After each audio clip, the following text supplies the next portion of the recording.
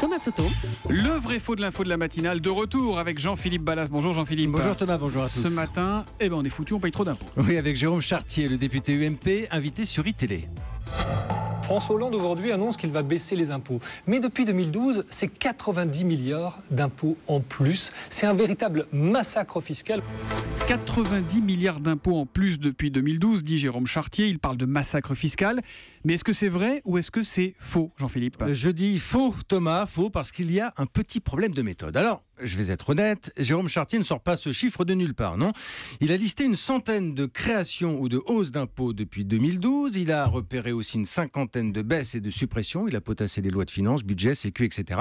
Et il arrive donc à ce résultat. Et alors pourquoi ce n'est pas 90 milliards ? Parce que sur certaines mesures, il additionne, il cumule d'une année sur l'autre. Vous allez comprendre, Thomas. Prenez la hausse de la TVA, 5,4 milliards. Forcément, si vous la comptez à nouveau chaque année, vous allez vite monter à un chiffre astronomique. Sur 10 ans, par exemple, ça nous donnerait 54 milliards de hausse. Alors, ça a augmenté une fois, lui il fait comme si il l'additionne chaque année. Alors pour sa défense, Jérôme Chartier dit qu'il s'agit de l'impact réel, mais nous avons soumis son travail à plusieurs économistes. Ils répondent que ça n'a pas de sens de cumuler, on mesure en année pleine, c'est le point de repère. Qu'à cela ne tienne, en année pleine, ça donne quoi ? Alors nos économistes ont refait des calculs, ils obtiennent une hausse autour de 25-30 milliards sur une année, soit un peu plus de 1% du PIB.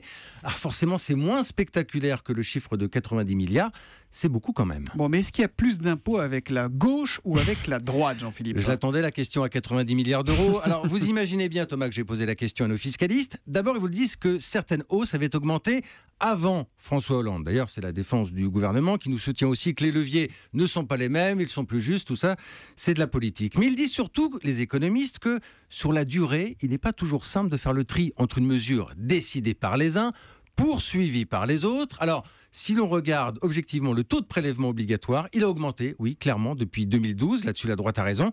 Mais j'en parlais encore il y a quelques minutes avec Axel de Tarlet, notre monsieur économie à Europe 1. Eh bien, pour lui, les hausses et les baisses d'impôts sont davantage une question de cycle que de couleur politique. En général, quand ça monte, c'est les autres, et quand ça baisse, c'est nous, quoi. Et ça baisse souvent avant les élections, d'ailleurs. Oh, comme c'est curieux. Le vrai faux de l'info de la matinale qui revient tous les matins à 7h40 sur Europe 1, et c'est signé Ballas, Jean-Philippe Ballas. À demain. À demain.